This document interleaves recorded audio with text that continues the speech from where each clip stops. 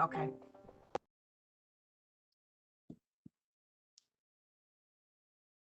In your meeting?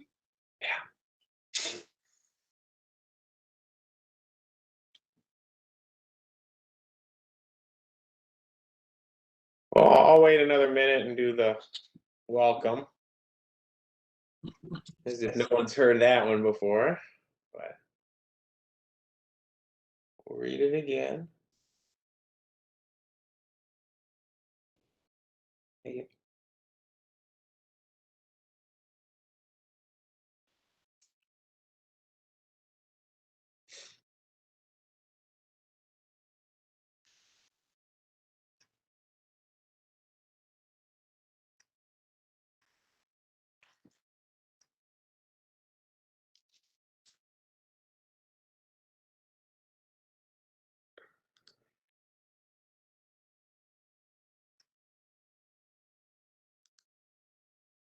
Oh.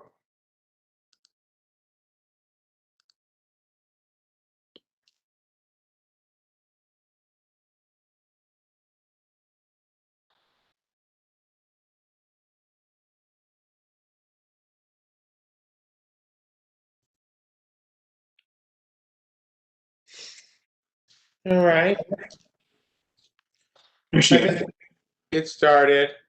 Oh, there's Jasmine. Yeah. Okay.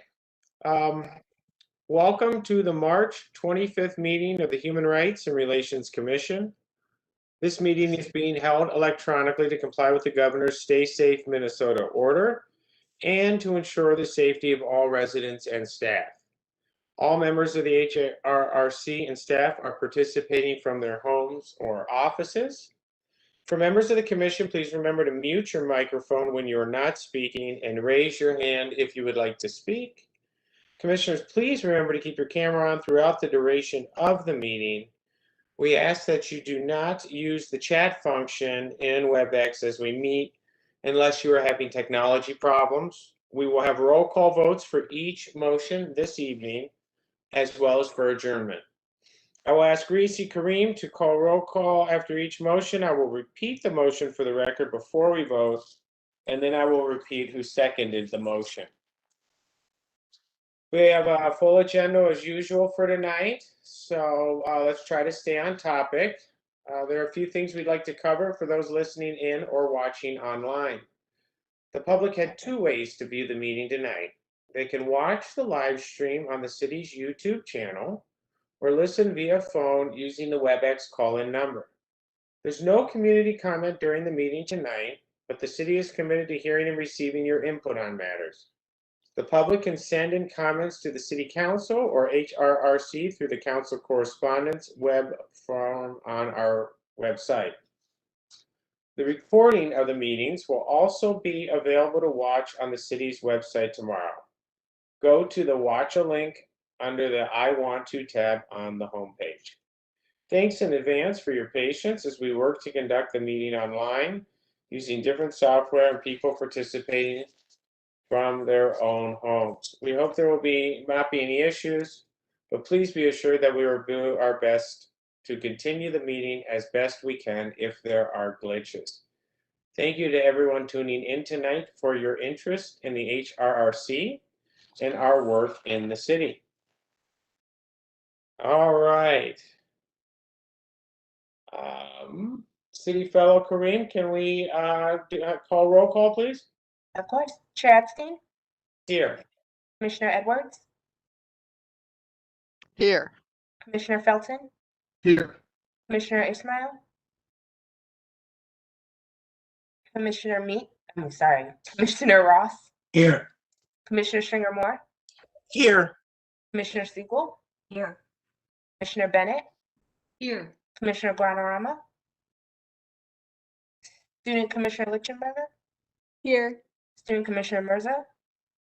Here. That concludes roll call. Thank you.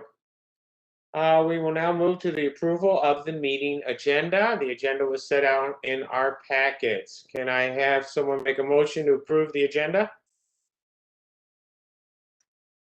Commissioner Ross made the motion. Second, please.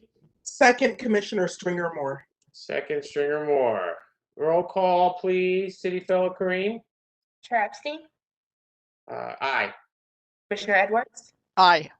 Commissioner Felton, Aye. Commissioner Ismail, Commissioner Ross, Aye. Commissioner Stringer Moore, Aye. Commissioner Siegel, Aye. Commissioner Bennett. Aye. That concludes roll call. Thank you. We were also sent out the meeting minutes from the April 27th, 2021 virtual meeting. Can we have a motion to approve the meeting minutes? All right. We have Commissioner Bennett. And do we have a second? This is the easy part, guys. All right, Commissioner Ross, second. Roll call, please. Chair Epstein, Aye. Commissioner Edwards, Aye. Commissioner Felton, Aye. Commissioner Ismail, Commissioner Stringer Moore, Commissioner Siegel, Aye. Commissioner Bennett. Aye. That concludes roll call. Thank you. Moving along in our agenda. We have special recognitions and presentations, and tonight we're going to have a presentation from MJ. I don't know, Heidi, if you wanted to say anything first, or MJ, you're pretty familiar with these. You got the floor. Hey, Heidi's not going to give me a big introduction? I thought I was trying to roll out the red carpet for you. I mean, Thank I you. can certainly if you'd like it, but I think you can do it yourself, MJ. No I respect. appreciate it. Oh, so Reese, I actually just emailed you if you can't let me screen share.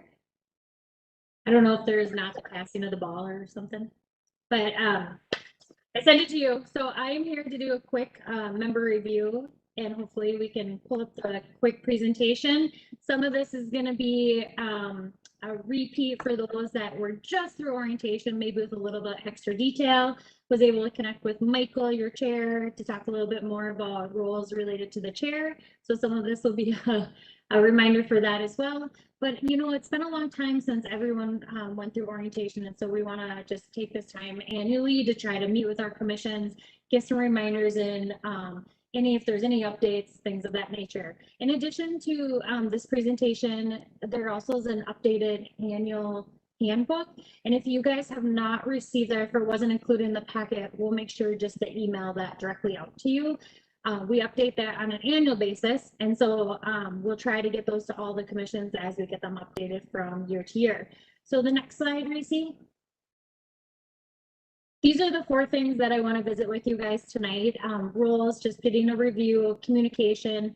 I have an update on our guiding documents, and then we'll spend a little bit more time on the work plan development. This is a pretty common slide that we show a lot of times when we're explaining how we function as roles related to council and commissions and staff. So if you think about it, council really is that they're that decision-making body, and they're deciding the strategy, and they're considering all these different guiding documents that we have in place throughout the city. As staff, we're helping manage operations and services and programming. We do a lot of the implementation and advising, but really how we refer to ourselves as that technical expert. And then commissions are advisory in nature. It's your job to actually advise that council, and specifically that role is really bringing that community perspective. One of the ways that we do it at the City of Edina is that we use the International Association for Public Participation. And so depending on the spectrum where the project is, actually helps us decide what technique we're going to use. And commissions themselves, Reese, if you can go to the next slide. Commissions, and hit one more time, Reese. I don't know why this one has a, yep.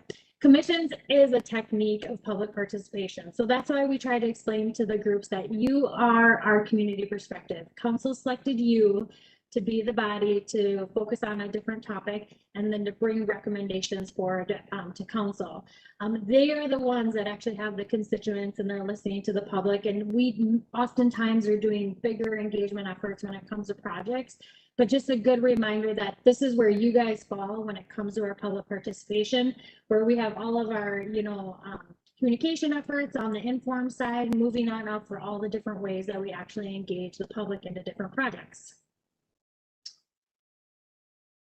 Next one, Reese. Okay. I love this slide because this is a really good snapshot of our 4 different advisory groups and the differences between them. I think one of the most, or 2 of the areas that are the most important for you guys to remember is that in the tenure, so our commissions are ongoing. We continually always have our commissions in place. And then those subcommittees, working group, and task force are temporary in nature. So they're really meant to be ad hoc. They're there to actually complete a project, finish it, and then they actually are done. And how their scope of work is defined, yours obviously is the work plan. And then subcommittees, working groups are developed because we have a work plan item that they're working on, and task force themselves also have a different specific charge. The last area that you're a little bit different is that the commissions report to council. So you are accountable to council, where the subcommittees, working groups are accountable to you as a commission. Task forces are different depending on how we actually design them. This information also is in your handbook, which we will get that to you if you have not received it. Next, Tracy. Differences in roles. So this is where your chair comes into play, and then also Heidi as your staff liaison. So the chair works with that liaison to prepare that agenda, leads the meetings, and facilitates the discussion, just like Michael's been doing tonight. I'm helping with facilitating the development of the annual work plan, which we're going to talk about, and you're going to start soon. Encouraging that member participation, making sure all voices are heard, and then helping with any areas of conflict.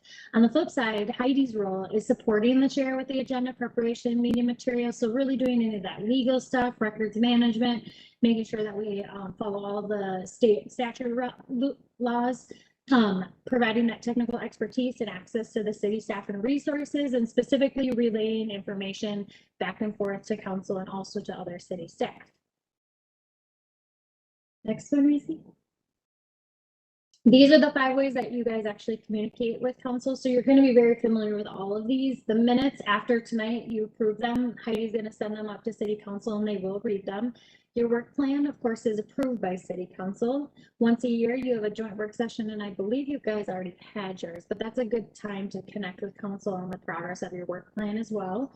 Staff reports, those are going to be written by your staff liaison, so Heidi, and they're going to include content from the commission in addition to Heidi's recommendation as a staff liaison as well. Advisory communication is that other one that sometimes commissions often use, or only use it every once in a while, but just know it exists. And it is a good way to communicate with council if you have like a non-work plan item. And typically the best way that these work is that a commission or a commissioner or a couple commissioners actually create it themselves. So it's written by the commission and then approved by the entire commission as a body prior to be actually sent to city council. So that is another option. Heidi is obviously going to be there to help you guide you through the process if this is an option or something that you guys want to pursue as well.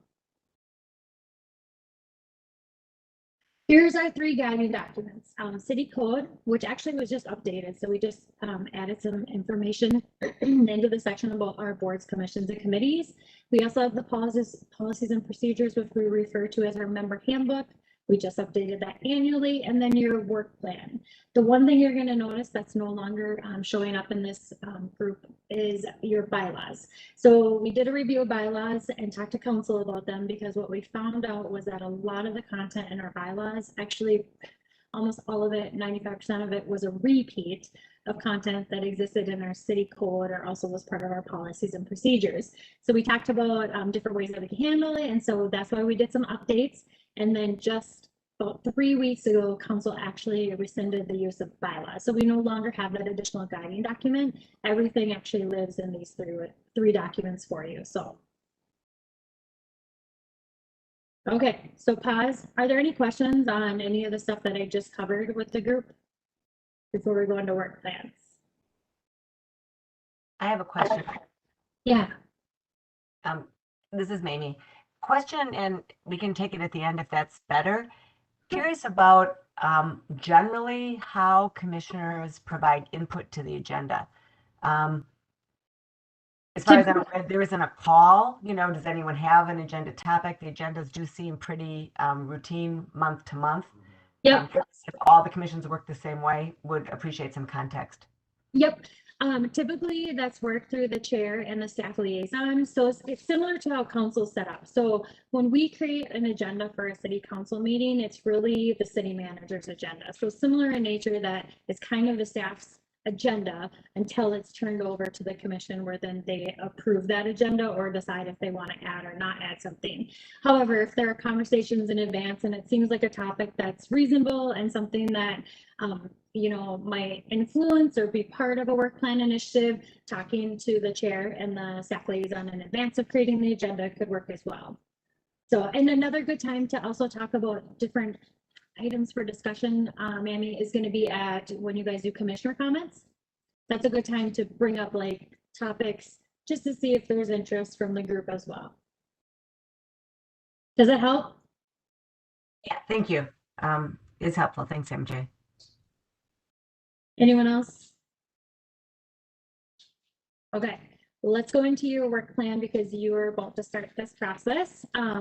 So this is the calendar. We're actually down in the yellow square that's on the bottom, which is this summer, June through August. So next month, you're going to actually see 2020 work plan development show up on your agenda where you're going to start talking about ideas for the work plan. So Mammy, this is probably a good time too, where you guys can also share ideas and things that you might want to do. So that first month, it's a lot of brainstorming. That second month, you're going to see it coming together on the actual work plan template.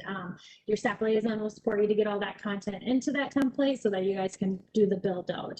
August, you really should be approving it, and especially this group if at all possible, because you guys, your meetings are at the end of the month and it gets really close to when our deadline is to say, hey, we need to get those into the next packet. So if you can get them all approved by August, that's perfect.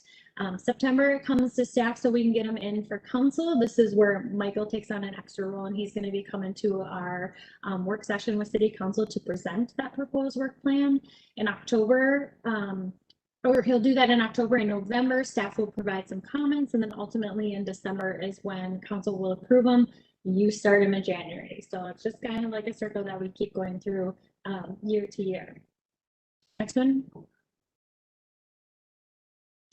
Here's the roles now. Again, we talked about generally the roles of the chair and the staff liaison specific to the work plan development. This is where we have some additional support from our chair leading that development, making sure it's not overloaded. So trying to put a reasonable amount of initiatives on that work plan, making sure there's a lead.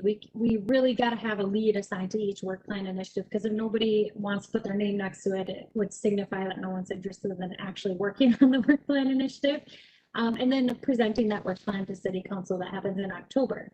So what Heidi's going to do on the flip side is she's going to be that technical expert, and she's going to provide some recommendations and advice to the commission. She's definitely going to be your go-to, and the person that you're going to want to listen to is who's going to help you guide you through the process. She's going to make sure that you have clear recommendations so that when the content comes to us, we can understand what exactly the commissions are hoping to do, and then helping make sure that work plan template fields are completed. Your staff liaison is going to be there through the entire process to provide you feedback. In addition, she'll also be responsible for filling out her section as well, but through the entire process, you should be hearing from your liaison with different ideas and thoughts and thinking about resources, etc. when it comes to your work plan. And then you probably will see similar type comments that will show up or appear on the work plan itself as well. Next one, Lucy. Okay, I love this slide. Okay, so here's your tips for working on your work plan.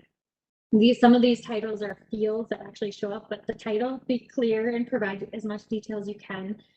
It gets kind of tough when sometimes we read it and then we are not exactly sure what the commission wants to do.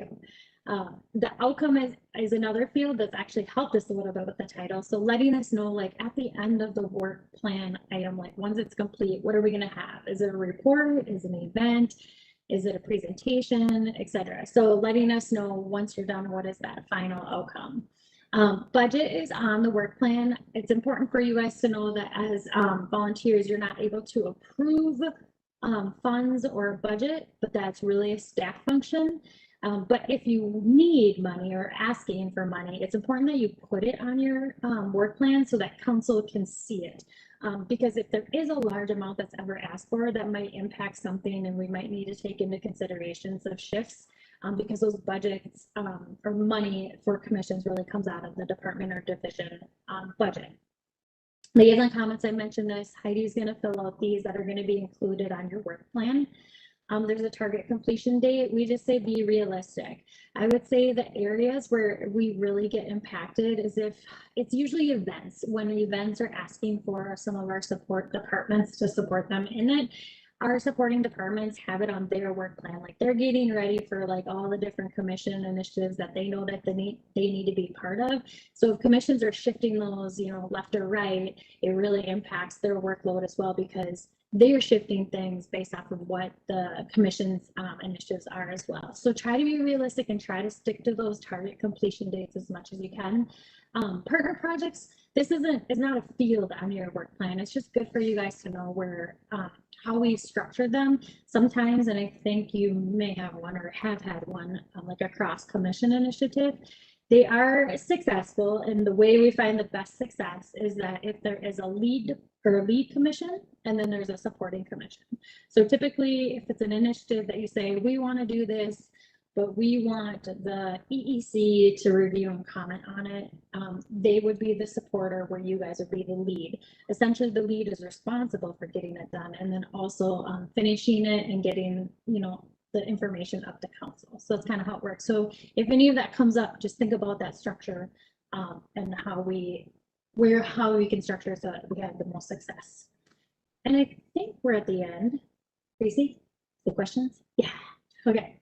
So I went through that fast. Are there any questions about the work plan and the, yes, Mamie. Mamie, and really helpful.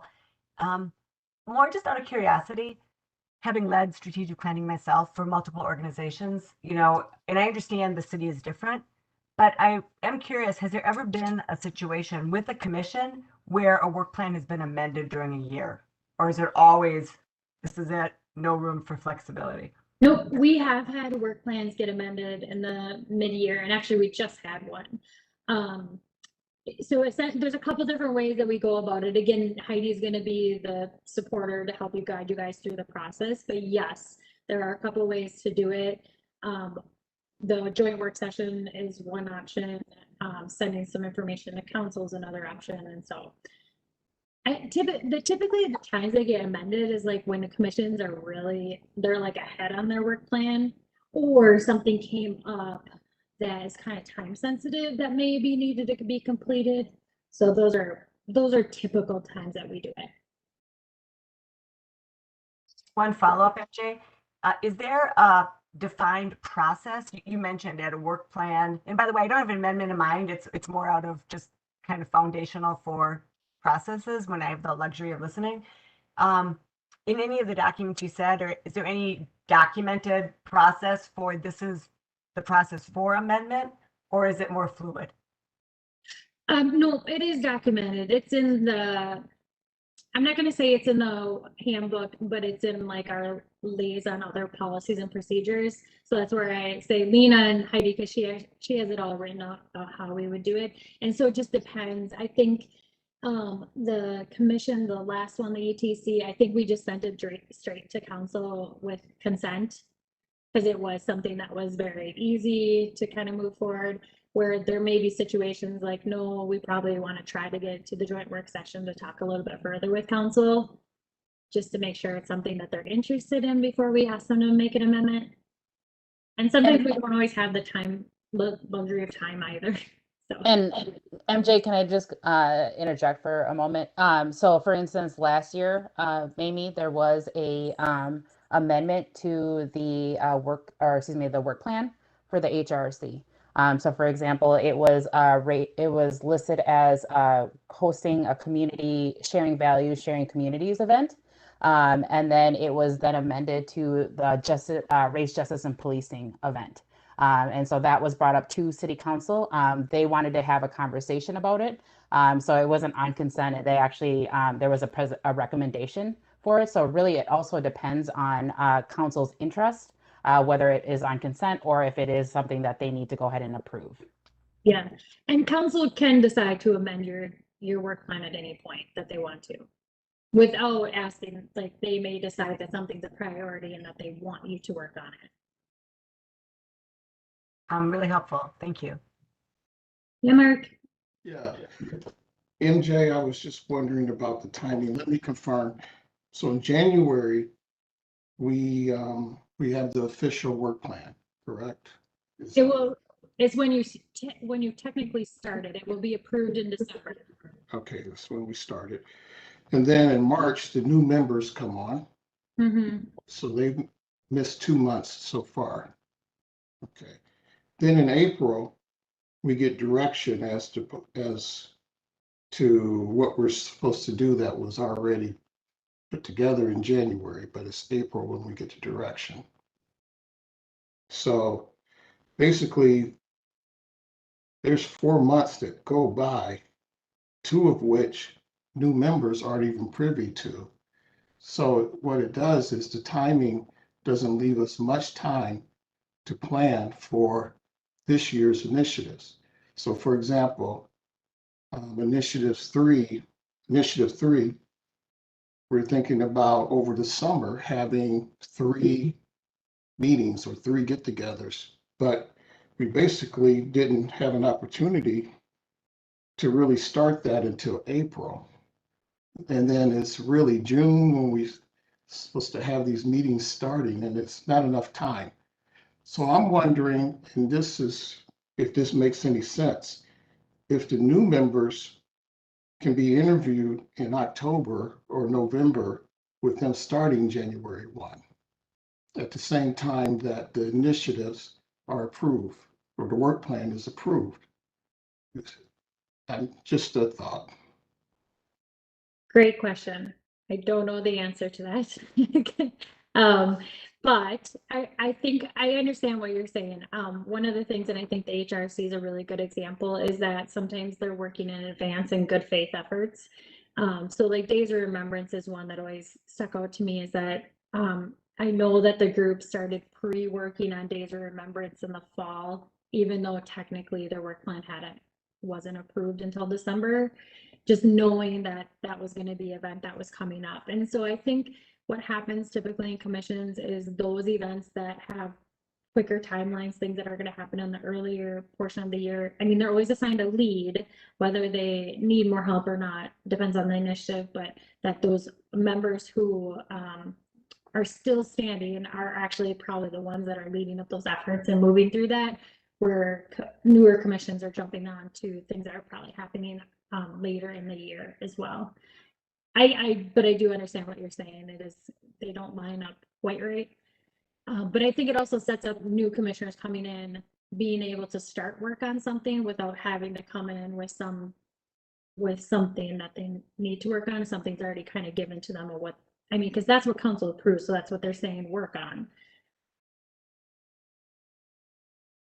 Yes, Joni. Sorry, I couldn't find the mute button. So just a little bit of background. So much has been overhauled since 2007, and the handbook and the Liaison handbook, there's so much in place that wasn't in place over a decade ago. And just a bit, Commissioner Felton raises a good point.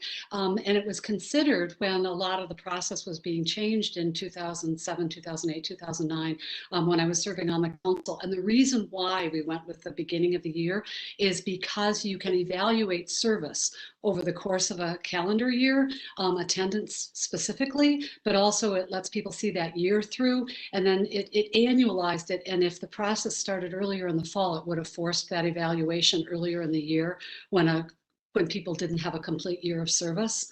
And so that's why it lined up the way it did. Although the point you raise is a really good one about then what happens with the work on the work plan. And there were no work plans at the time that the change in the timing for application and selection were made. Thanks for that, Joni. Thanks. Yeah, but you understand my point, Commissioner Bennett, is you guys, the new people, didn't start until March. And most people start something at the beginning of the calendar year, like January. So can you explain the why you guys don't start until March? Whereas we're still meeting January and February. Yeah. So I think she's referring to like the member assessment that we do, because we do attendance based off of a calendar year.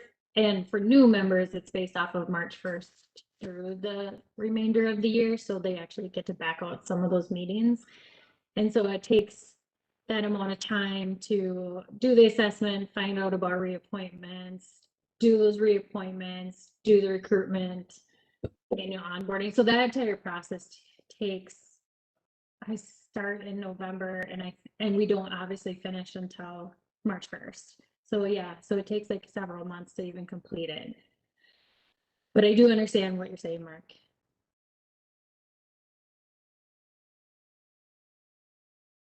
Yes, Mimi. Just have a clarifying question, given what Commissioner Felton said.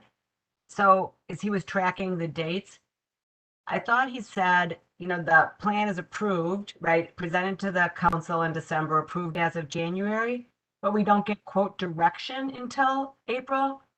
I'm not sure what that means. That's for the next year's plan. So, Okay. so in January, we start the 2021 plan. In April, we start, I mean, well, now it'll be, so in January, we start the 2021 plan. In April, you start planning for the 2022 plan. That's where it gets confusing. Got it. Yeah. But really, as of January, once that plan is approved, work could start. In Yes. fact, it should. That's Yeah. right. Yeah. I mean, you know, start discussing it. We kind of review it, but we really don't assign leads or break out the commissioners until March or April when the other groups are coming in. So it's 1 or 2 months where we discuss it. We go over the work plan, but mainly at that time, we're finishing up the year before's work plan, even in January, kind of buttoning everything up in February. And that's kind of where they get mixed together. They do, we try to get them actually approved right away in December. So typically you'll have your approved work plan in December. For the year coming up, Yeah. but the April work is for the year going forward. That's for the next year's work plan. April. So one of the things that you also have to keep in mind is that the approval of the work plan for the upcoming year is in December. However, with the HRC calendar, you change your April or your December meeting date earlier in the same calendar year, or so earlier in December. So you actually don't get notification that it's been fully approved until January. By city council. So there's kind of that, I guess I want to say 4-week, 5-week lapse of the notification of the city council approving it, because you don't meet again until the end of January. So kind of that's where there's even just that gap as far as that conversation starting of what the work plan looks like for the upcoming year. Mark, is that what you're referring to when you're talking about April? Yes, Chair Epstein explained it very well, but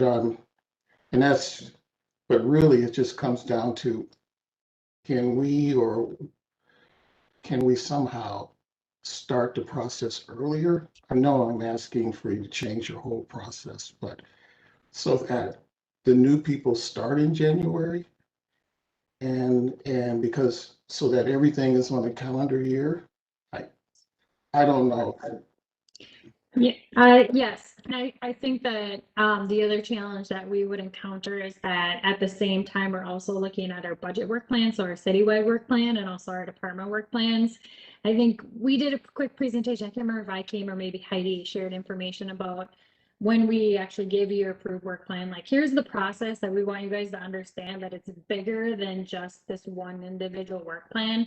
And so if we have things that are going on and then we've got commission things that are going on, we need to know how those two work together to make sure that we have the support and resources and that it matches priorities and strategic initiatives as well. So I think that those happen kind of in sync.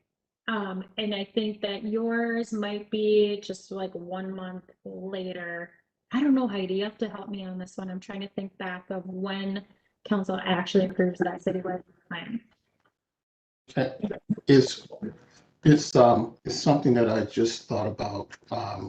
It's been bothering me, and so I'm glad for the opportunity to bring it forward, but I don't think we can solve it tonight. It's just something that I was hoping to plant a bug in your ear to kind of think about maybe, and but I'm good with the discussion so far, and so we can move on as far as I'm concerned. Thank you. I've got the bug, Mark. Thank you. Well, and just not to exhaust this, but one thing to follow up with is a lot of the work plan is still concluding even in January. And so we do want some of the members who are rolling off to still be around in January, but maybe in February rather than waiting all the way to March, we could make that switch, because I definitely know what you mean. The new commissioners come in and you feel like you just walked into the middle of something and everybody knows stuff that you don't know. And so there, I totally agree with that. The timing of that, but maybe February would be the sweet spot. But again, it's something that, MJ, you can take back to city manager and all of that. So are there other questions for MJ, or MJ, did you have any others? I don't, and you guys don't have to stop the conversation. I mean, Heidi is your go-to. She's got all the information, and you're always welcome to reach out to me. But definitely, she's going to be your main point of contact if you got questions, and she always accesses me if there's other process things we need to figure out for you. That's great. Thanks for having me tonight. Yeah, sorry we missed you last month, and thank you for joining us. All right, you guys have a good night. Have a good meeting. Thanks. Okay. Did anyone have a comment or anything with that before we go on? The next item we have is the Human Service Task Force, and that was the handout that went out to everybody, or was attached to our agenda. Heidi, did you want to touch on that, or gave me a look? Was I supposed to? It's actually No. me. I am the staff liaison for the Human Services Task Force. Oh, I'm sorry. See? No, it's okay. So attached to the agenda was the I letter. just knew it wasn't me. It's okay. Attached to the agenda was, well, the packet was a letter from our city manager, just like a call out to all commissions and boards to get one member from each board or commission to serve on the Human Service Task Force. Every other year, the task force convenes with one member each from a board and commission to decide how the city will allocate approximately, I think this year, $80,000 to $90,000 of grants to social service organizations that serve Edina. So serving on the task force, you would have proposals that would be sent into the city, and the task force will actually decide who gets what, how much money, and you guys decide that whole process. You vote, you guys set up your own policies and procedures, and I will be there to help and guide the task force as needed. Former Commissioner Jim Nelson served on that task force from 2019 and 20. And he was also the chair. So it'd be great if we can get another HRC member to serve on the task force.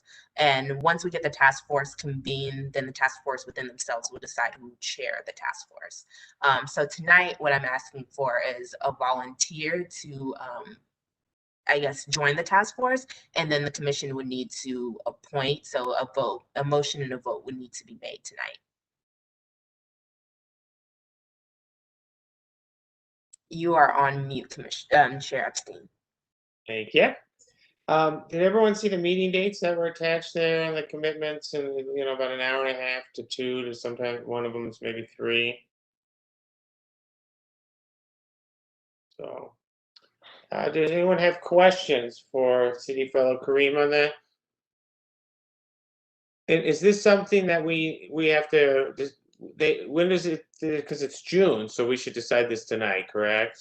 Yes, because by the time this board meets again, the time would have already passed. The first meeting is June 28th, and the next HRC meeting is June 29th. Okay. I think I already know the answer to this question, but are student commissioners allowed to volunteer? You actually are. I have our next meeting as June 22. That could be. thought that was city council. Ours is probably, but that would maybe just cut it. I don't know if that cuts it close. They may need to know. Do they need to know who's on it before 6 days ahead? Well, I guess the first question is there anybody who's interested in? And you were pretty clear that we can't split this, right? You need one person Be through one the whole. person. Yeah, I'm out for work conflicts. Sorry. I'd love to And do it. we are not opposed to student commissioners. However, I would have to ask if you had reapplied to become a student commissioner again, because your appointment is up in this summer. So that's the only thing there. Sorry, so just a quick question. Assuming we had reapplied for the HRC again and like none of the other commissions, are we therefore eligible to some extent? Yes, if you were appointed again. So if you applied and you were appointed again, yes, you'd be eligible. And do you know what the timeline is on when we get like notified on if we're reappointed? I don't, but I can ask MJ.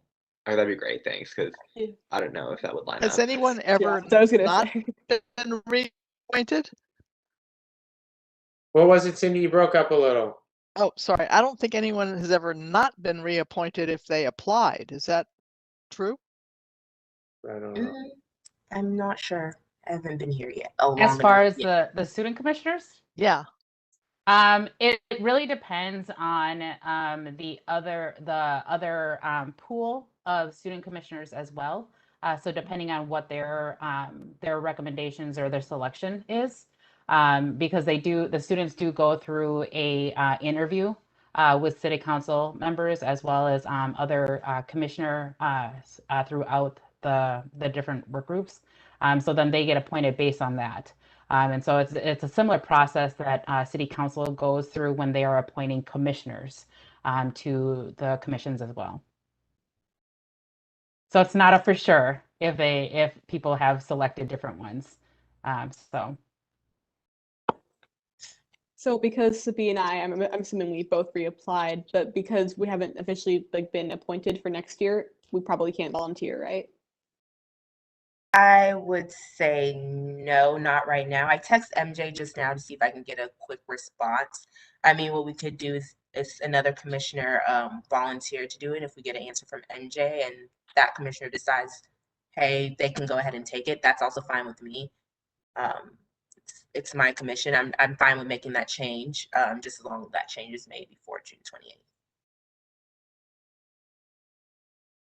Well, the only thing I would say is there's one of these that I for sure have a conflict, but maybe can move. But if there's no one else that feels compelled to do it, then I certainly can do it. So I don't know if we want to give people a chance to email it, or you said it's got to be approved, though, right? Yeah, so a motion and a vote tonight. Okay. Go ahead, Commissioner Stringer-Moore. And do you only need one person from HRRC, Reese, or could we have two people? And that way. It has to be one. Okay, one. Oh, a process question? So I'm just wondering if you could do like a contingent approval. If one of the students wanted to participate, if it could be, their selection would be contingent on being reappointed, and if not, then it would be, a non-student commissioner? I'm fine with that as far as my task force goes. However, I'm not sure if that works for HRC rules. Heidi, with that, is that motion okay? I am not sure about that. I think that if you are able to have a motion for an adult member, contingent on the fact that if student commissioners are not eligible to be part of the Human Services Task Force, we can certainly do that. I don't see an issue with that. I think it's really just dependent on what the process is for the student commissioner interview. So I don't see a problem with that. However, it is also ensuring that if they are not eligible, that the adult member is able to participate and willing to. So moved. I can't remember. I don't know if the student commissioners remember when you guys joined the commission, because the timelines are the same, almost exact every year. So I feel like you guys maybe joined in like August. I can check my email for the day we got the acceptance real quick, if you give me 2 seconds. Because if that's the case, then you would have already missed. And I'm not sure that the students aren't adults. I would consider you two adults, but. Good point. Sabi, I think we got it in like early August. So by that point, I think definitely some meetings would have happened. Also, I think we're both 16, so. I do. Yeah, and at that point, you would have missed 3 meetings. So I can double check with MJ, but I think for tonight, it would have to be a regular commissioner appointed. Commissioner Bennett? Thank you. So I would volunteer, except that I too have a conflict with the June date. I think that student service starts on September 1.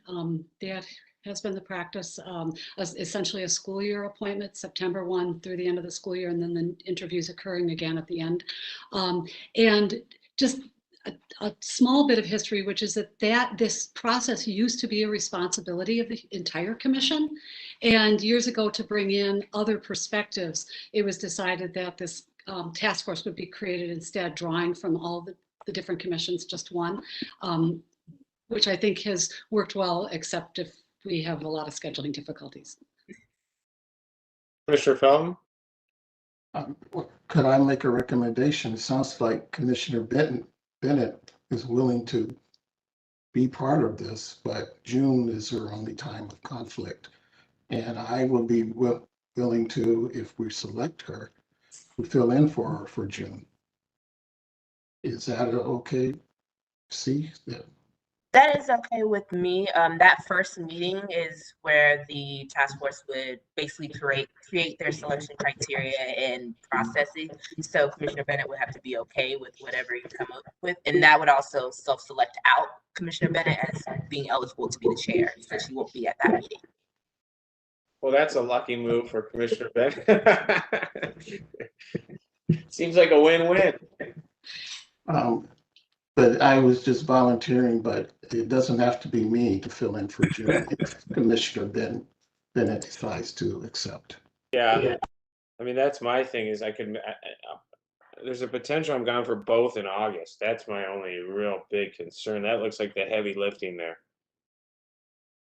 That week. So that's my only. And have we decided that students cannot, because of that start date of September 1, that doesn't line up? So what we do we need to pick a commission member or a combination of them, even though I realize that's not ideal. Commissioner Stringer Moore? Yeah, you're on mute. Sorry, the quote, you're not on a virtual meeting unless you get that. I was going to volunteer to go in Commissioner Bennett's place for the month of June before Commissioner Felton, so I will yield to Commissioner Felton for that. And then I just wanted to ask fellow Reese Kareem if there's been any thought of adding a student commissioner to this task force, because I think they bring a valuable perspective. And even though they're starting late, they could be, brought up to speed by reading the minutes and with a one-on-one with you or a one-on-one with the chair. I think that could be, and I know that's not a discussion for this meeting, but just planting that seed that maybe we would like to look at adding a student commissioner to that task force for their I definitely will perspective. talk to MJ about it, but the timing is just so, looking at all the dates, if student commission starts September 1st, they miss all of it. November 16th would be the first date that they can go to, and that's presenting to at the work session to City Council what the task force has already decided. So unless the whole timeline of student commissioner selection would have to change in order for them to be eligible. Now thinking about it and looking at all the dates. But could a current student commissioner, I think our student commissioners are interested in it as sitting. I mean, it's just because it's no guarantee that they would be reappointed. It's just that one little factor. They most likely would be, but in the off chance that one or both of them are not, then we're kind of in a bind. Commissioner Edwards? I want to point out that the December 7th date is not only our HRRC meeting, but it's also the Tom Oy presentation at City Council, which is kind of a weird multiple conflict that we need to probably prepare for.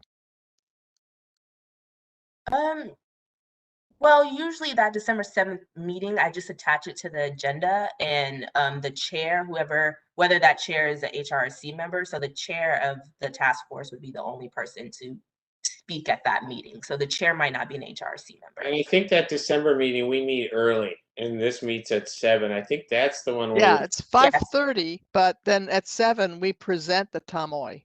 Right. But the person who's Typically, on this commission wouldn't be on that, so yeah. Right. Okay, just wanted to point out the conflict. Right, definitely, thank you. Yeah, because that's I imagine they record that. And I think typically you would do that, Mike, right? I think so, or somebody on the. Or the mayor. Yeah. Well, Commissioner Bennett, would you be comfortable in that? Missing that first? I would. This is something that's been dear to my heart for a lot of years, because it's the city not donate to nonprofit or charitable organizations. So this is money that the city grants for agencies that perform services that for residents that the city is not providing itself. So even though it's not a major amount of money given the city's full budget, and it's something that people have fought for over the years to preserve, and I think it's an important part of the city's budget in terms of its values. So if I would not take this if someone else wanted it, but if no one else wants it, I would be happy to serve on this body. Great. You're making the motion, Commissioner Feldman? Oh, I was just going to say, Commissioner Stringer Moore, I really would like to defer to you because you've been on the commission for longer than I have, and you're the vice chair, and I think it's more appropriate if you were to serve. I was just volunteering if there was no one. But I defer to you, ma'am. I think for the motion, though, what we would do is just assign Commissioner Bennett, and then if she wants to have Jasmine go offline to the first meeting or something like that, then I'm sure that would be between them and the task force, probably. Because that way we can be flexible if Jasmine can't make it, with someone else, if we leave it out of the motion. Okay. Do we have a motion then to assign Commissioner Bennett as the HRRC representative to the Human Services Task Force? So moved. Commissioner Felton makes the motion. Do we have a second? Commissioner Siegel seconds. Roll call, please. Chair Epstein? Aye. Commissioner Edwards? Aye. Commissioner Felton? Aye. Commissioner Ismail? Commissioner Ross? Aye. Commissioner Stringer Moore? Aye. Commissioner Siegel? Aye. Commissioner Bennett? Aye. Motion carries. Great. Thank you, Commissioner Bennett, and thank you, Commissioner Felton and Stringer Moore, for volunteering for that. I think it's like you said very well. It's not that it's a significant amount of money, but it's the impact that it makes in the process. And so it's going to be great to get your feedback going forward from those meetings. So that'll be good. We will move now to our 2021 Human Rights and Relations Work Plan, and kind of hearing from MJ this evening. Now, hopefully people have a little better idea of where we're at in that work plan. And how the timing of everything does fall. So we will go ahead and start with initiative number 1. I know that's been an active group, and Commissioner Stringer Moore, you want to fill us in on some of the good news happening there? Good evening, everyone. I am so excited to announce that we are confirmed. We have a date, we have a venue, we have a confirmed speaker, we have a format. The committee has met. we are moving forward with July 29th, Manning Gabler, and I was remiss in sending the links in for his background to the committee to review, but he was our tentative speaker for last year. So if you have access to those meeting minutes, you can view his previous two YouTube chats. But his family escaped to Shanghai during the Holocaust, and he brings a valuable perspective.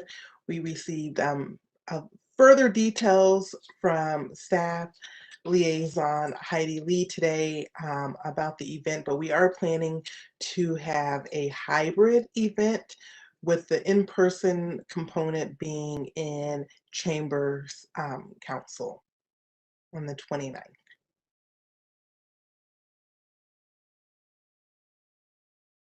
Great news there. And yeah, the meeting went well and everyone's working on some other assignments.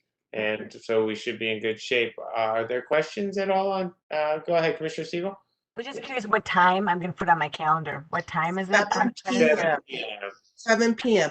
And we would actually like to ask all commissioners, thank you for that, Commissioner Siegel, to hold the date on their calendar. And if you feel comfortable, please consider attending in person so that you can help serve as a host or hostess and help us pull off this, you know, I would say very much appreciated event in our community.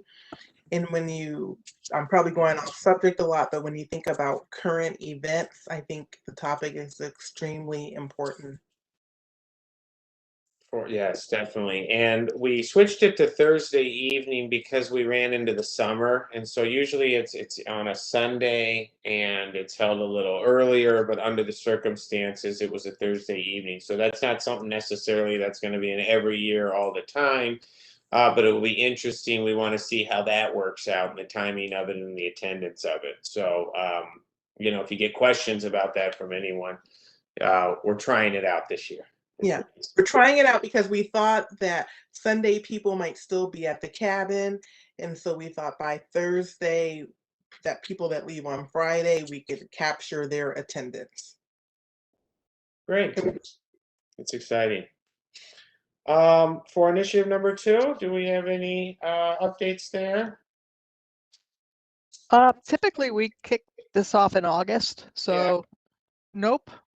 Okay. I think we're basically gonna, you know, go back through the same format we had last year, and post it out on the web and do whatever we need in the way of press to get that started. The close date is mid-November, and then, like I said, it's presented in the December City Council meeting. So that's where we are. Perfect. Thank you. Any questions for Cindy on that? Okay, initiatives 3 and 4, Commissioner Felton. Yes, Chair Epstein, thank you. I would like to yield part of my time to Commissioner Bennett. She and I had a conversation beforehand that she had something to share, and I thought it would probably be best done by her. So Commissioner Epstein, if that's okay with you. Perfect. Thank you. So we have a venue choice to make in order to get on the calendar early. And it will depend on what the consensus of the commission is about audience size. I checked with Scott Denfield, the video production coordinator for the city. And if we are in council chambers, of course, there's that limit on seating if an in-person event is allowed. And we're looking at a range of dates between late September and early November, excluding, of course, all city conflicts. If we have it in council chambers, it would allow for a good hybrid event with city video production and live broadcast as well as videotaping for replay. There has been some suggestion that we might want to hold it in a school venue, perhaps Fick Auditorium or EPAC or one of the middle school auditoriums. I think Southview is the nicer of the two, which would allow for a potentially larger in-person audience. Of course, these days, who knows? But the capacity is much greater, up to 650, I think, or more in the high school auditoriums.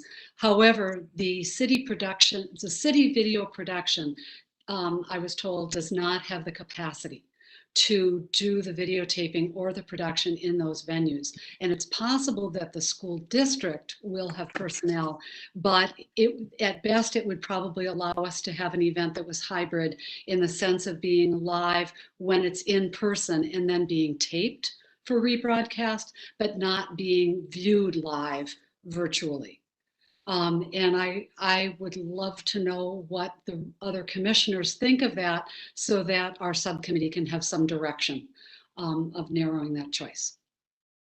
Great. Do we have any comments on that? Commissioner Stringer-Moore? I think Commissioner Bennett spoke to it, but I was always under the impression that the schools were out of our privy for venues, that they needed to be city facilities.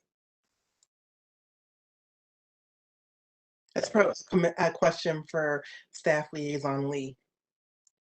Yeah, it typically is with city facilities because there is more of an arrangement as far as being able to get the reservation. However, if there is an agreement with the school district to be able to do that, that is possible. But that would all depend on what the school district decides. However, again, the normal or the default arrangement is with city facilities. And as you talked about, even Commissioner Bennett, as far as the capability for the audio piece and the video piece is going to be is huge if that is what you're looking for to be able to do a hybrid event. Yeah, it's hard to say how important that live piece is. I wish I had a better way to kind of gauge that, because obviously that would really narrow the choice if that was something we found, to be very, and it feels to me like that may be important. I'd have to maybe think about it a little more. But that is the nice part about the council, of course, is that it's, would be the live broadcast.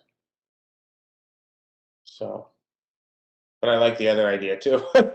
That's my, so I don't know. Any other what was your committee kind of leaning towards? I think we're pretty open. I mean, the world is changing so much, and I don't know that any of us has a crystal ball and knows what it's even going to look like in 3 months or 6 months. And so personally, with my experience in planning and my knowledge that no matter how well you plan, something changes at the last minute, I think I would probably go for the capacity to be both live in person and live virtually, Right. and then have the backup of people being able to view it later. I know it's a more formal setting, and I think that's part of what we were trying to get away from, is something that felt like a courtroom. However, the sound and visual quality are so good in that facility. And again, I don't think there's going to be another way to have it be live virtually.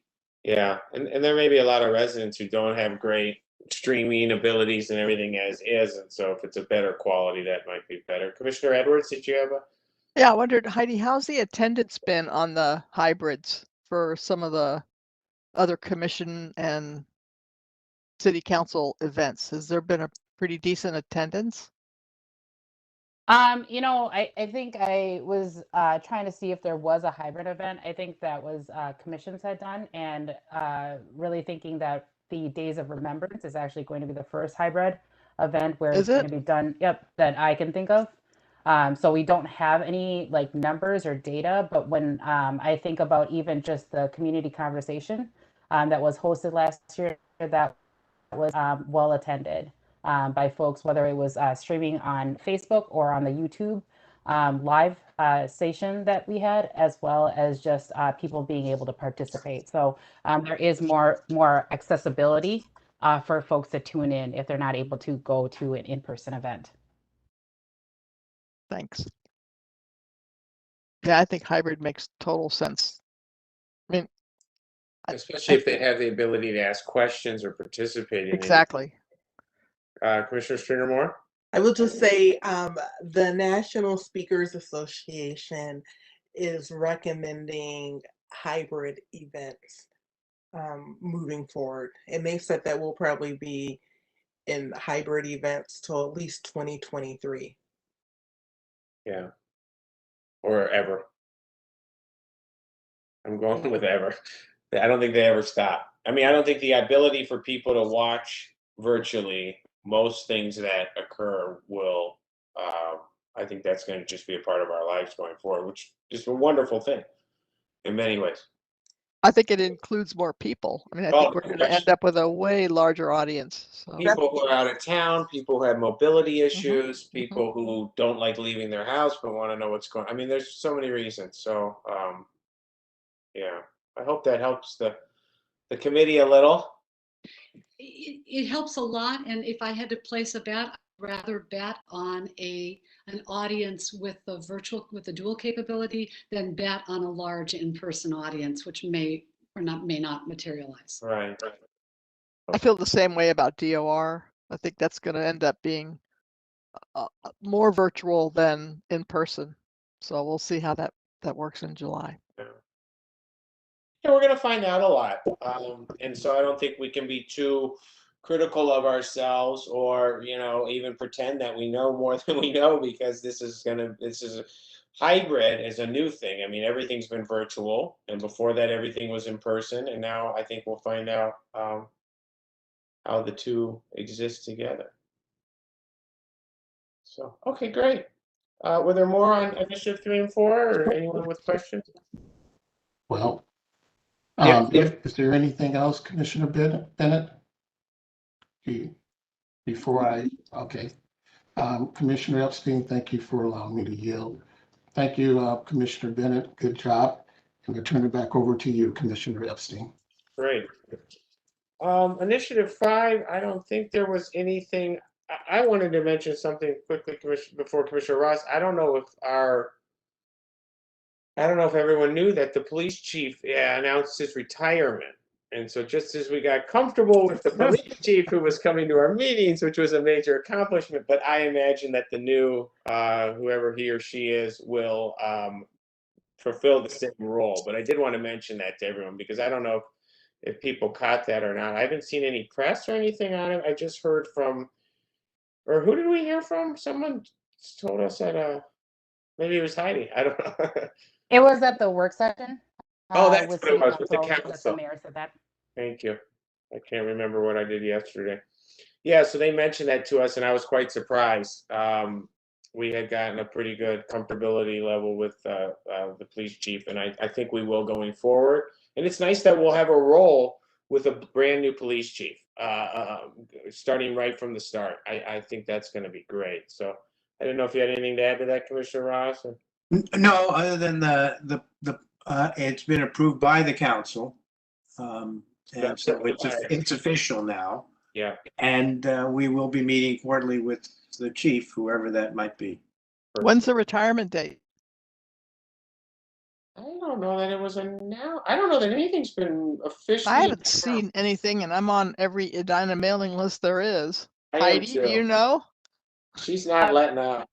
No, I can certainly go ahead and give you information. So the police chief's last day, I believe, is going to be the 4th, June 4th.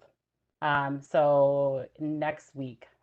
And so with that, the interim police chief will be Deputy Chief Jeff Oleski, until the interview process has been completed for the police chief. So the job posting for that position ended yesterday at 11:59 p.m. And so right now they're going through the process and looking at the applicants. And then the the interview process will actually start next week. And they will have a first round interview with various folks from staff members, and then they will go through a second round. And so, really thinking about that, they wanted to go ahead and make sure that we did have a police chief in place. The tentative date for the police chief is August 1st, but depending on who is the applicant or who is the candidate that is selected. It may be sooner than that, but that is a tentative date that has been posted. And so that is, from my perspective, the meeting dates, because there is a meeting that is planned for July for Q2 updates to the HRC. So I will need to connect with Interim Chief Alaski to see who will be presenting that Q2 update to you all. Great. Okay, thank you. That's good to know. In Initiative 6, I don't think there was anything on that, Heidi. Is that accurate?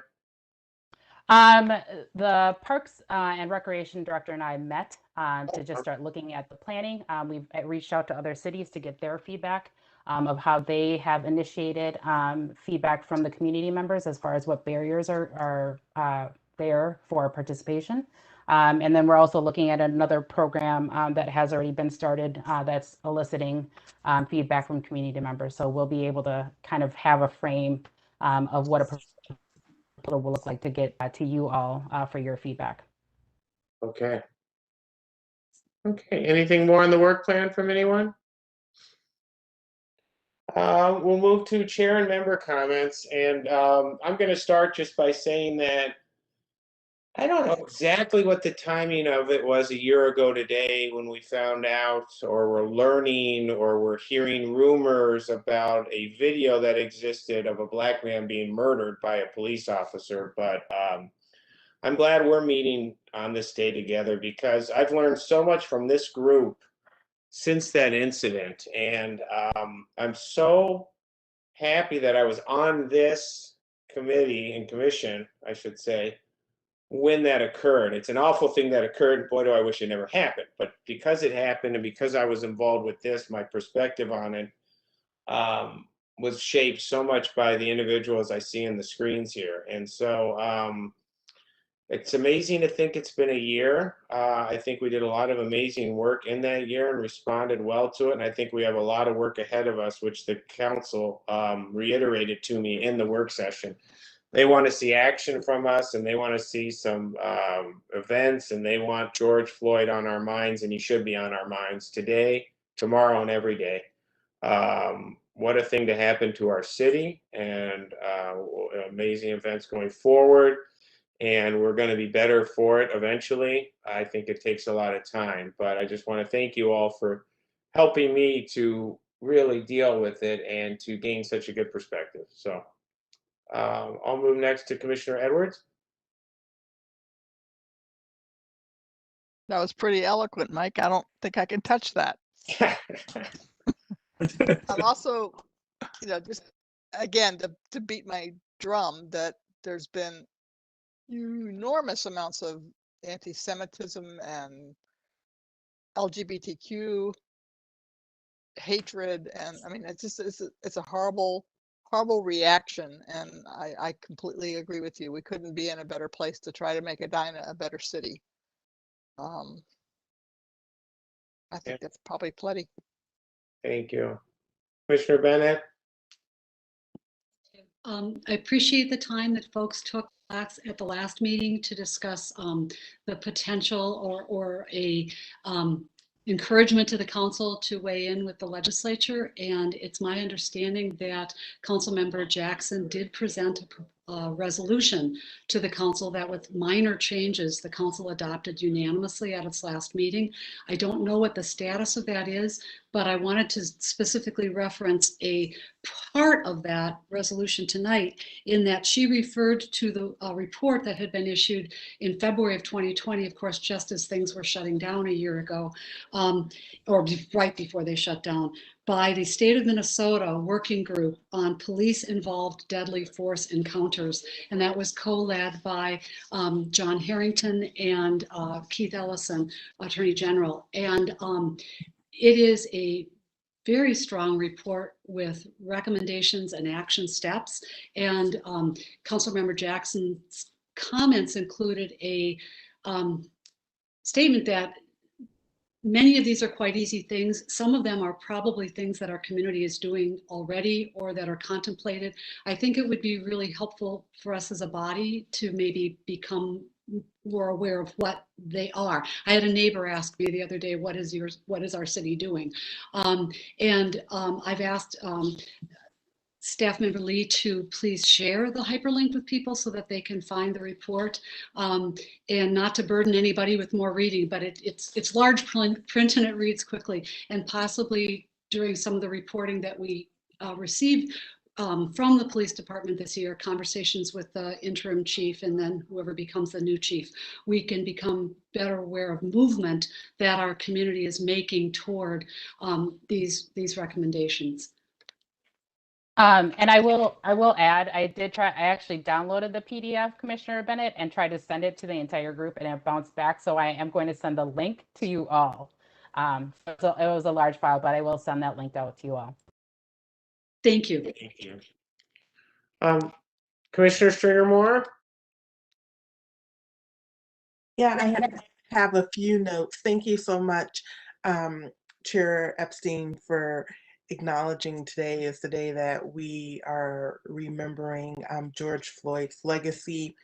In my communications with people, I've asked them, and I'll just share this with my fellow commissioners, for you to reflect on what you have learned in this past year, what you are committed to doing as it pertains to equity, equality, and social justice, and what you're going to do and what you wish people would do in this movement for equity, equality, and social justice.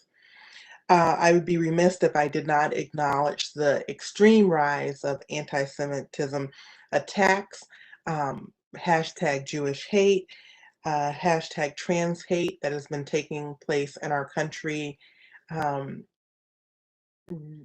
Extreme cases over the past few weeks. Also want to acknowledge, and I know the city of Edina has acknowledged that this month is Asian American Island Pacific Heritage Month. So I'd like that to be noted on the record that HRRC has acknowledged this significant month. This is also Mental Health Awareness Month, and I like that to be noted for the record that we are acknowledging Mental Health Awareness Month. Going through the city's news flash updates, I think it's important we've acknowledged Chief Nelson's retirement, but Fire Chief Andrew Slama has also retired, and there's an interim fire chief, or no, I believe actually a permanent fire chief that's been named in his place. We don't have much interactions with the fire department, but I just want that noted for the record. Also on May 14th, the mask policy was changed for our city. For those that are vaccinated, a mask is no longer required in city property, on city property, and private businesses have the right to make a decision what their mask policy will be. And then I believe Staff Representative Lee included this, but we all got this postcard in the mail about the opportunity to speak to how the city wants to hear your ideas on how the latest COVID-19 funding should be used in Edina. So I would encourage you to share your feedback before the deadline of June 2nd, 2021. There will also be another Zoom on June 2nd at 7 p.m. and then more information is available at bettertogetheredina.org. Thank you. And if I could just, Commissioner Stringer-Moore, the new the new fire chief is Andrew Slama. And then Fire Chief Tom Schmitz, as well as Deputy Fire Chief Jeff Seams, had both retired. And then interim Fire Chief is Pete Fisher until Chief. Yeah. I was going through this before the meeting, so sorry. Thank you for correcting me. Andrew Slama is our new fire chief. Thank you. Commissioner Felton? Nothing for me today, Chair Epstein, and I just echo your comments, the comments of Commissioner Stringer Moore, comments of Commissioner Edwards, acknowledging what's been going on this past year. So thank you very much, but no comments other than that. Thank you. Thank you. Commissioner Ismail?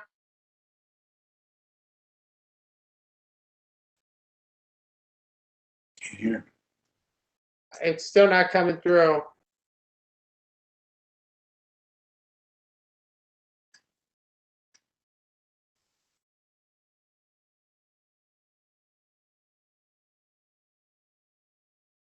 Is the mute on?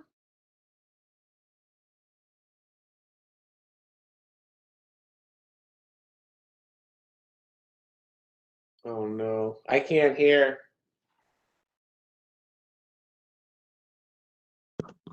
Oh, here, I think we can hear you now. Oh, Did no, you do chat? I'm not sure. I can't hear. I can't read lips. Commissioner Fortune, if you want to call me, I can place you on speakerphone for your comments. My number is 678-429-0683. Jasmine, this is live. Oh, I know. Okay. I don't think anybody's gonna call me. I hope 6, not. 7, 8. What Oh, yeah, area code? Go. Can you hear me now? Yes. Hey, Thank you. I have two headphones. It connects when I use this one and I move from there. Sorry about that. No, not at all. I'm glad it worked. Yeah, I don't have much to say, and I just want to thank you to all of you and sharing all the information and most of all educating us. And thank you for the update, Commissioner Jasmine, and all of you guys. Just to reflect in the that this month is the month of George Floyd death, and we just for this morning a group of women have been including his wife and other women that came together that I had the chance to meet with them and be part of that, and it was very emotional, but I mean at the end it was satisfying that now that all the community stand up for him, and it was justice was served, and bringing that mentioning that Commissioner Jasmine was something that reminded me what I've been part of this morning, and it's something that we always have to be stand up and fight for each other and to be there for. And one thing that I learned from that moment, or it's that especially even their since the shooting, all this violence, one thing I learned from is that that I shouldn't judge anybody without even knowing and meeting with them and having a conversation with them, because that's one thing that we misjudge people and think about they're not, they maybe like hate me, or they but because of my color, because of my hijab, I learned that I should interact and know their perspective of thinking, and if they have that feelings, or if they don't even believe what I believe, just maybe they need education, that I should tell them what I wear or how I look or what color I am or where I'm from, that kind of education. It happened on the Ramadan when I was fasting, and they people asking me like, I was so, I mean, with all this community right now, Muslim community around in the world, I wasn't expecting someone would not know what Ramadan is and why we fasting and what is the benefit. And that hit me hard. I was like, okay, this is some kind of things that I should educate my community with not knowing this. And it's my responsibility to tell them. Imagine someone who is not my people, my community, a mother who cannot speak English, have a language barrier. If someone approach her and ask her, she won't be able to explain it. But if I could have educated, that person could have respect and said, oh, this mother is struggling, and this month she's fasting. I should, be there for her. Hey, like just kind of that, that kind of feelings could have happened from someone else if I could have educated them, knowing that what Ramadan is. So there's a little things that usually we don't see it matters, but it matters a lot, by acknowledging. So I just want to bring that up. So thank you, all of you. Thank you, Commissioner Ismail. Very well said. I agree with you 100%. Education is just huge and it's lacking in so many areas. So thank you for those comments. Commissioner Siebel? Yeah, thank you. I very much appreciated hearing what other commissioners have had to say. And Commissioner Stringer Moore, I didn't write down your framework, but in terms of what do we commit to? And I am grateful to be part of this group in terms of committing to the things that we're all signed up to do. And in addition, just in terms of our community, I thought it might be helpful to know that I mentioned before the Racial Justice Action Committee of the League of Women Voters of Edina has been quite active. Most recently, we read and then discussed CAST in partnership with the Edina Community Foundation. But this month, we're launching a local study of racial diversity, equity, and inclusion in Edina with a focus on businesses, institutions, and organizations in our community. So it's specifically not to duplicate the good work the city has done, but to look more broadly into the fabric of our community, to understand kind of where we are, and then maybe where we could be. So in terms of commitments and continuing to learn and how to do better as a community, I'm pleased to be part of that effort. And I have a view that actually I spoke with Commissioner Stringer Moore earlier today with different hats on. I had my league hat on and she had her Edina Community Foundation hat on. And we were talking about ways when that study is done to share it with the HRRC, and then to help broadcast it more fully through the community. So I appreciate the inspiration and the learning. And Commissioner Ishmael, your focus on how to help people learn, that really struck a chord with me. So thank you for sharing that.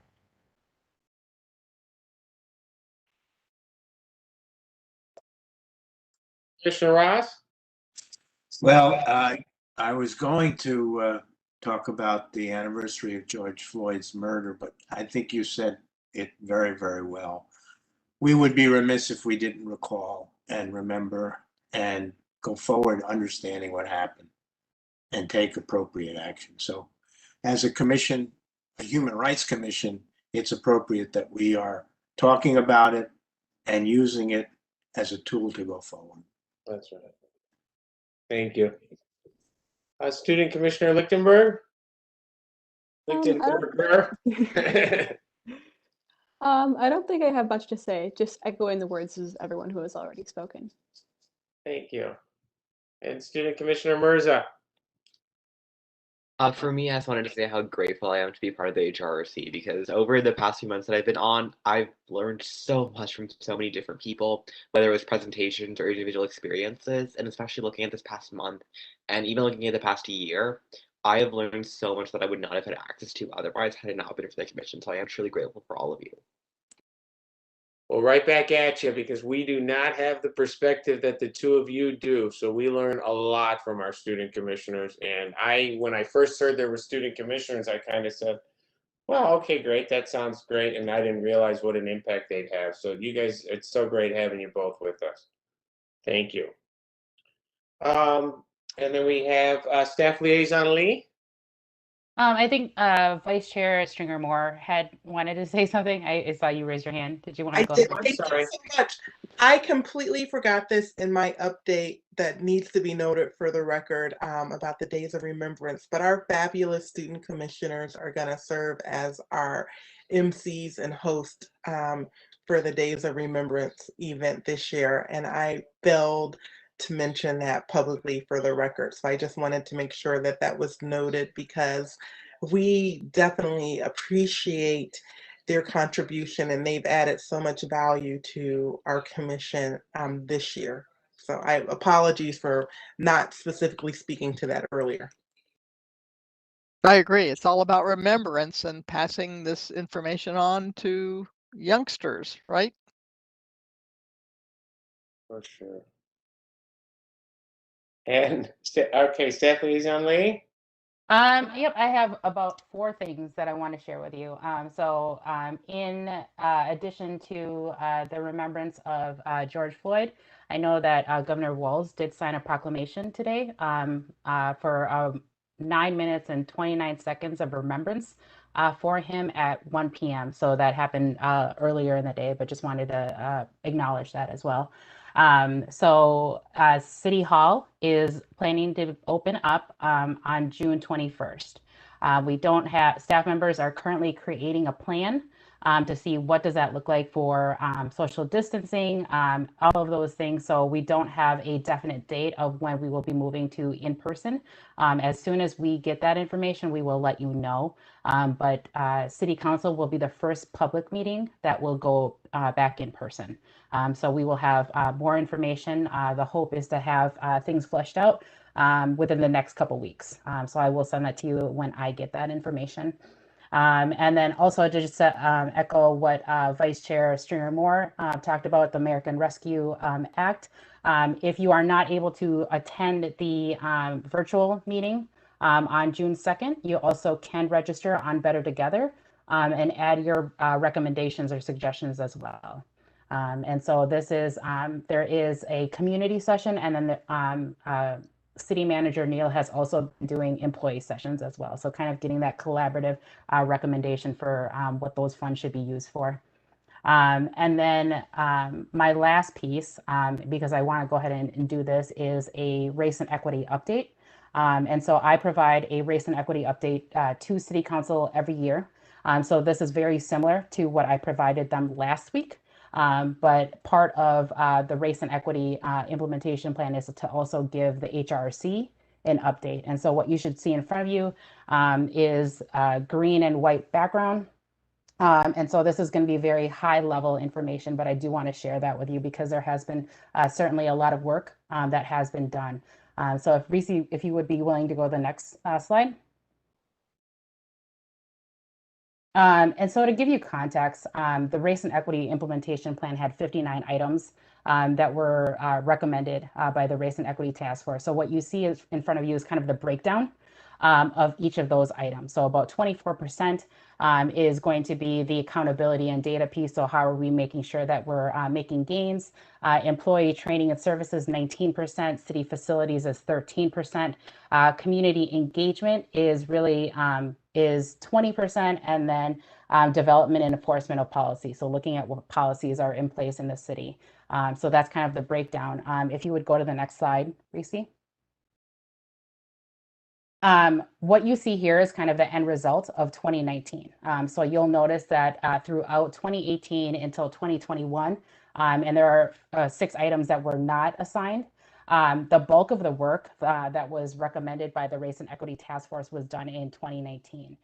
So that is the end snapshot or the end result of 2019, where 46 items were recommended for 2019.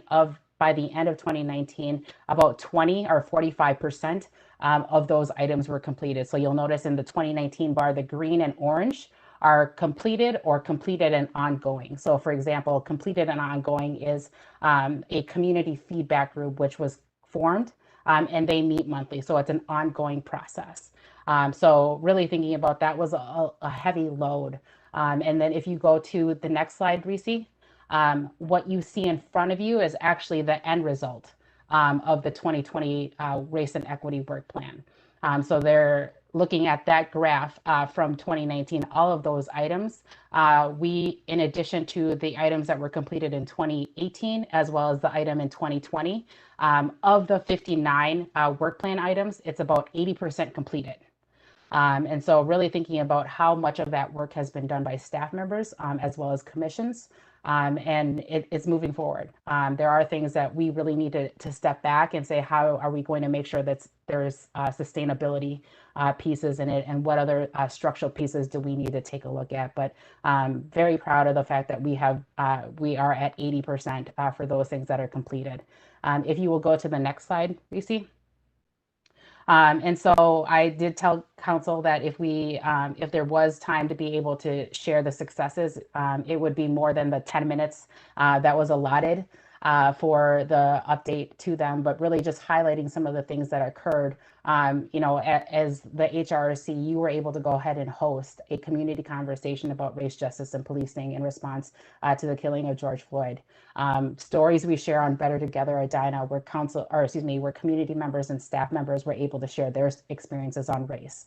And so really how is the community having those meaningful conversations or sharing those experiences? City Council also creating and approving their equity statement that is on the city website. So their commitment to equity. And then also staff members engaging in race and equity by attending racial equity a foundational training by the Racial Equity Advancement Team. So kind of really thinking about that there's a lot of work that's being done in addition to that work plan. And then the last slide is really looking at how does the city as an organization advance race and equity work. And so thinking about that data that you saw, that there was not a lot of items that were assigned for 2021. So 2021 is really that year to re-examine the work that has been done, and then how to be able to move that forward, because tentatively there is no longer going to be a race and equity implementation plan. Going back to the fact that it's been about 80% done. So we're thinking about how do we build structures to show the impact of the work being done, and then how to be able to capture race and equity work that is not on the implementation plan. So these are the things that will be focused on 2021 and going forward. So just to give you a very high level information about the implementation plan. So that is all I have for you. That is great. Heidi, is there, before we have questions, a way that can be shared with the group? I had a request for that. Yep, I can certainly go ahead and do so. And then there is presentation as well. I'm sorry. Yep, I can certainly go ahead and do so. Perfect. And were there questions for Heidi on that? Is there any discussion about the traffic stops? I mean, was part of that pushed forward in terms of the stop for tabs? I mean, does Edina have any kind of a written or proposed policy change for that?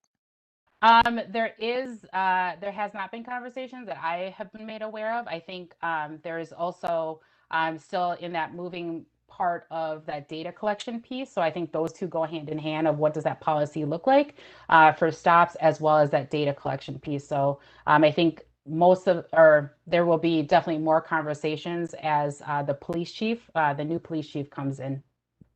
Yeah, I thought there was a software issue about them having the ability to collect some of that, and I thought that was going to be addressed in the next version or whatever, but I just wanted to ask.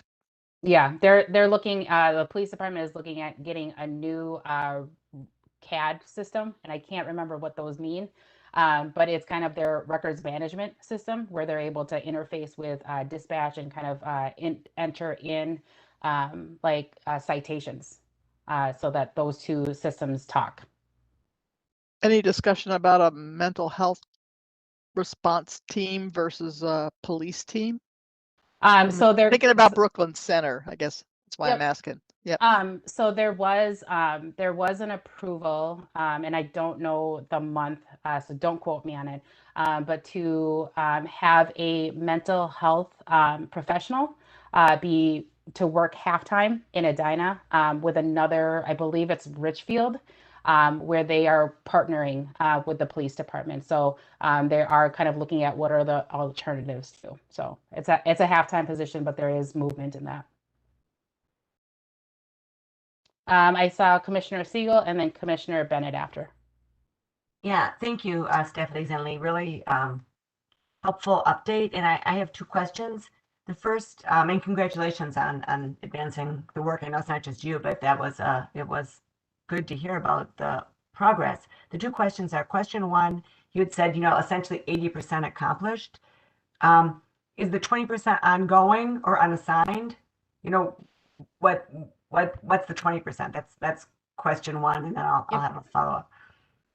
So the 20% is those remaining items that have been in progress. So they've been started. And then that, in addition to that, is things that have not been started as well. So there's 6 items that were part of the 59 recommendations that have not been looked at yet. And so it's kind of like future planning of what is the capacity for some of the staff members to be able to have that in, to be able to complete that. And so to learn more, if we were interested in learning more, you know, what are those items? How would somebody get that information? So if you are wanting to go onto the city website under departments and go to race and equity, there is a page on the right-hand side where the race and equity implementation plan as the recommendations, and Q1 from 2019 all the way up to Q1 of 2021. All those updates are in PDF. So every quarter I do provide an update to City Council, and that is also on the city website. Got it. And I do have one more, but I can hold it so somebody else can get a word in if that would be more helpful. Commissioner Bennett, would you like to? Well, 2 quick things. I wanted to commend you for the reporting, and it's not always easy to find things on the city website. I think even after redesign, and knowing that it's departments is kind of a trick. But for a couple of years now, I've been following that work plan, and I just find that information so helpful and so clear in the implementation plan, also the review process that the recommendations of the task force went through and how things ended up in the work plan. It's all there. I think it's a really good resource for our community. And then I also wanted to follow up on Commissioner Edwards' question, or the mental health question. Yes, it was her second question, because in the work session with council, the Community Health Commission also reported, and they have an initiative involving a almost like a bracelet or that some people use as a call button, but with identification that I think it comes out of the autism movement, but specifically it could link to a database. I think there's a cost to it, so it's something that's under examination. But I thought that that was very interesting and something that bears on this commission's work as well, when so much of policing that goes wrong is connected with a mix of mental health and other issues, or purely mental health issues. Thank you. And then back to Commissioner Siegel.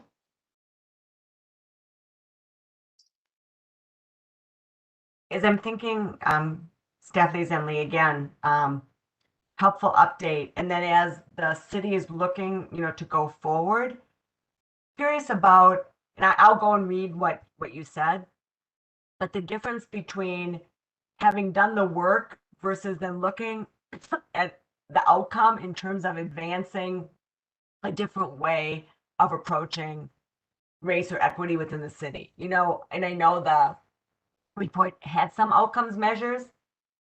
Could that be part of a next phase?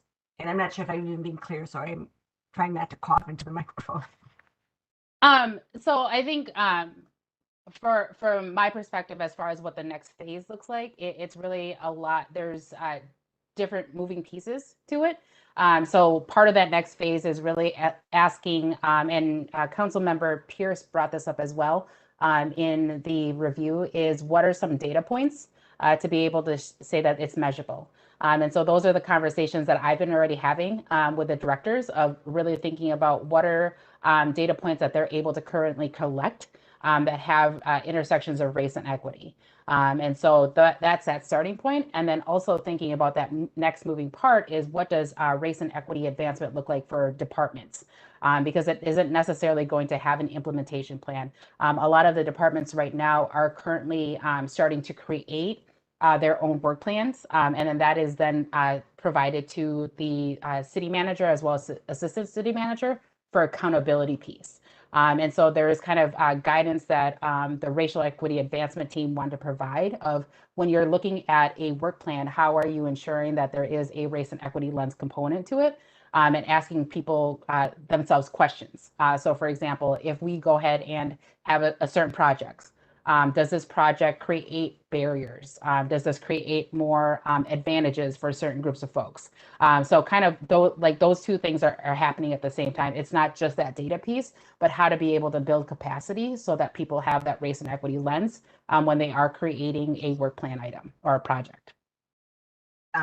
Very helpful. I got my question answered even through the cough, and very encouraged by that work. So thank you so much. Thank you.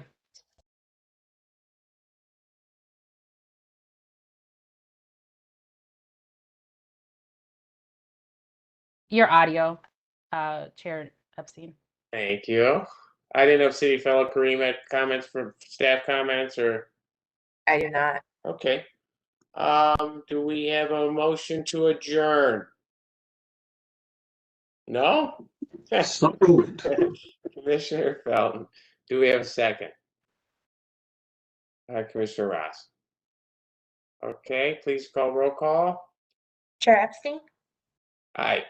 Commissioner Edwards, Aye. Commissioner Felton, Aye. Commissioner Ismail. Aye. Commissioner Ross, Aye. Commissioner Stringer Moore, Aye. Commissioner Siegel, Aye. Commissioner Bennett. Aye. That concludes roll call. All right, well, thank you, everybody. Great comments, great Thank you. meeting. Thank you. Excited. We're almost close to meeting back together. Yeah, a couple months. Or for the first time for some of us. Stay safe, wash your hands. Yeah, thanks, everybody. Aye.